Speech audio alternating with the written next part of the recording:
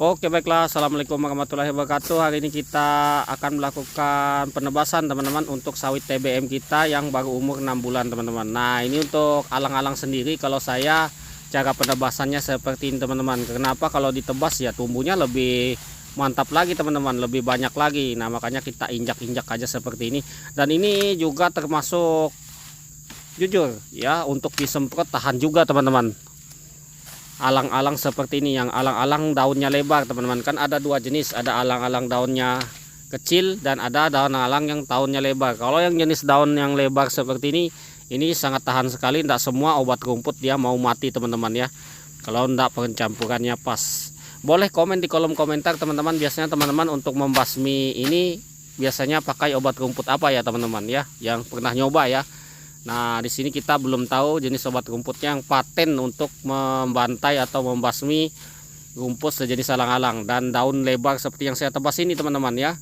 Nah, ini menjengkelkan juga ini. Ini habis kita semprot langsung dia nggak ngaruh, nggak ada mati-matinya teman-teman. Dia malah tetap makin subur ya. Nah, ini seperti ini teman-teman, alang-alangnya daunnya lebar, bunganya gede ya. Biasanya kalau alang biasa kan bunganya kecil, daunnya kecil ya. Itu sangat mudah kita basmi, menggunakan Roundup aja sudah bagus ya. Racun sistemik aja sudah mati. Nah, kalau yang ini kita racun sistemik ataupun kontak, dia nggak mati teman-teman, masih aja tetap subur dia.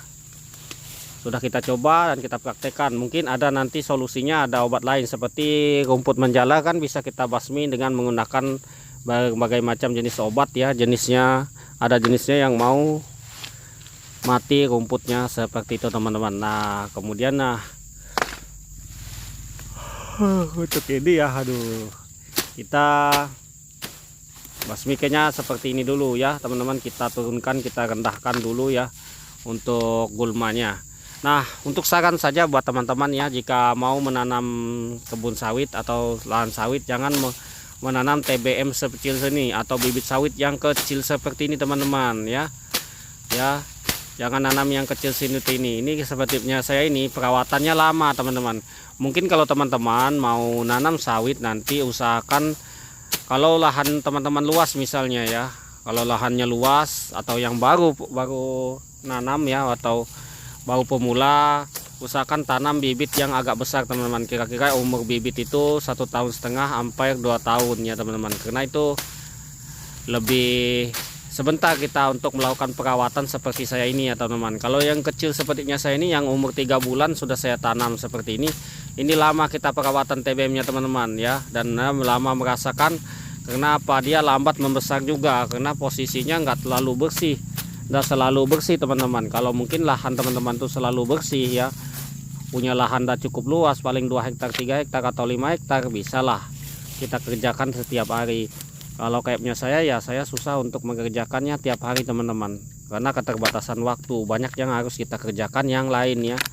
Nah, makanya daripada itu saya ini salah juga kemarin karena terburu-buru untuk melakukan penanaman sawit muda atau sawit kecil seperti ini ya, ndak menunggu besar dulu. Kenapa ya, ditaruh di rumah juga banyak hamanya teman-teman.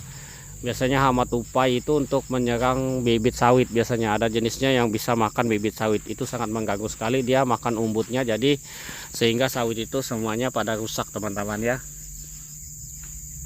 Nah, makanya daripada itu kita harus merawat sawit kecil sini, harus fokus teman-teman, dan biayanya cukup besar teman-teman, karena dalam waktu 2 tahun 3 tahun sampai 4 tahun kita kan tidak akan merasakan hasilnya. Kita bisa melakukan penyemprotan saja teman-teman, belum masih mendapatkan hasilnya. Tetapi kita nanti di umur 7 tahun kita sudah mulai panen puncak, panen bagus teman-teman. Nah, seperti itu. Makanya teman-teman kalau punya sawit ya jangan heran dan jangan bingung teman-teman. Mungkin ada banyak para petani itu yang mengeluh, kenapa ya sawit saya mati semua dan matinya banyak sekali dan banyak sekali ruginya. Nah, itu jangan khawatir teman-teman. Memang kondisinya untuk sawit ini teman-teman tidak semuanya langsung hidup teman-teman. Setelah kita tanam pasti kita adalah waktunya kita menyulam yang mati-mati ya, entah dimakan hewan lah, entah kena semprot lah ya, kena penyakit daun, kena jamur. Nah, kita nggak tahu teman-teman. Nah, maka daripada itu kita kalau menanam kebun usahakan disisakan bibit itu kira-kira 100 pokok dari luas lahan yang kita punya. Misalkan 1 hektar 150 pokok, belilah 200 pokok untuk cadangan teman-teman, karena nggak semuanya hidup itu teman-teman ya. Walaupun kita sudah tanam di tanah, itu nggak semua hidup kalau berdasarkan pengalaman kita ya.